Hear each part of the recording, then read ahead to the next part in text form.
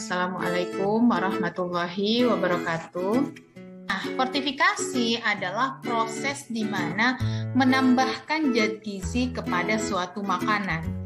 Dan memang itu harus melalui proses-proses yang sangat hati-hati ya, karena jangan sampai zat gizi itu ternyata ketika masuk ke makanan itu malah bukan meningkatkan kualitas diet kelompok gitu ya, tapi malah menghambat konsumsi, menghambat penyerapan zat gizi lainnya gitu misalnya. Atau misalnya kalau di sini kan mikronutrien yang sering dijadikan sebagai zat gizi fortifikasi itu kan vitamin A, zat besi, kemudian yodium, zinc, yang mana kemudian dia kayak zinc misalnya difortifikasikan ke tepung terigu misalnya.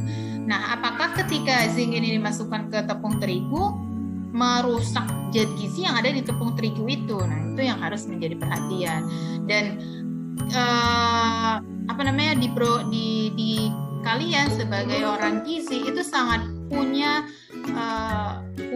kompetensi untuk bisa menentukan misalnya, kayaknya zat gizi vitamin A itu nggak hanya di lemak bisa kita buat, misalnya kita fortifikasikan ke minyak misalnya. Bisa juga difortifikasikan misalnya ke makanan ini nih sering, atau misalnya ke susu misalnya. Susu itu kan banyak dikonsumsi. Nah, itu juga bisa menjadi pertimbangan-pertimbangan. Jadi harus dilihat juga bagaimana metabolisme dari zat gizi itu. Nah, yang terbaru sekarang ada namanya biofortification. Biofortification, jadi dia fortifikasinya, penambahan zat gizinya tidak pada makanannya, tapi kepada produk pangan. Jadi kayak kalau di yang kemarin Ibu lihat itu padi, dia mengandung zat besi atau zinc, tapi dia diberikan zat besinya ini di bibitnya gitu ya. Jadi bibitnya yang difortifikasi. Jadi nanti berasnya ketika sudah dimasak sudah mengandung zat gizi itu, jadi nggak perlu ditambahkan lagi ke berasnya itu biofortification. Dan pemerintah itu sudah mulai membuat kayak golden rice. Golden rice itu mengandung vitamin A gitu. Kemudian garam yang tidak hanya mengandung yodium tapi juga ada penambahan zat besi. Nah, itu bagian dari yang namanya fortifikasi. Tapi memang perlu peran dari swasta ya. Kalau kalian misalnya punya ide fortification, bisa saja, tapi perlu ada pihak lain yang kemudian bisa melakukan dari proses fortifikasi itu. Dan ini tadi bagian-bagian yang harus diperhatikan. Jadi zat gizinya seperti apa gitu ya, kayak metabolisme zat gizi ini tuh cocok nggak sih kalau ditambahkan di bahan makanan ini dan seterusnya. Kemudian berapa banyak fortifikasi yang akan ditambahkan gitu. Biasanya fortifikasi yang ditambahkan itu melihat dari kekurangan yang ada di level masyarakat. Jadi kalau masyarakat itu ternyata vitamin A kurang 30% dari konsumsi yang cukup, biasanya dia dilihat dari itu dalam menambahkan zat gizi itu kepada makanan gitu.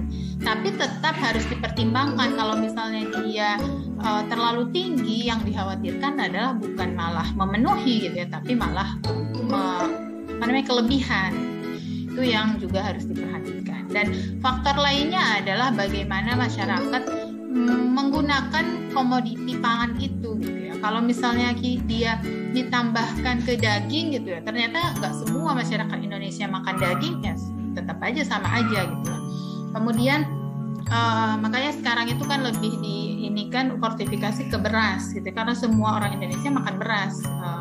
Mungkin yang di timur nanti diperhatikan ke jagung dan seterusnya gitu ya. Jadi, dan yang paling ini juga adalah keterbatasan teknologi, karena di Indonesia sendiri fortifikasi itu dia masih memerlukan bahan-bahan dari luar negeri. Makanya kemarin kan ada yang namanya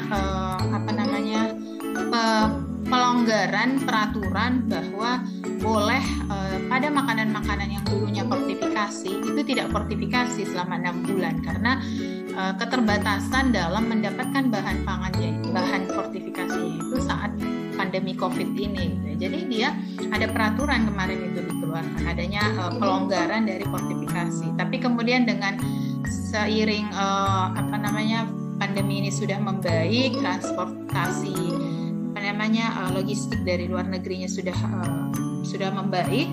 Nah, sudah mulai diterapkan lagi, harus ada fortifikasi sesuai yang sudah diatur oleh pemerintah. Demikian materinya, semoga bermanfaat. Assalamualaikum warahmatullahi wabarakatuh.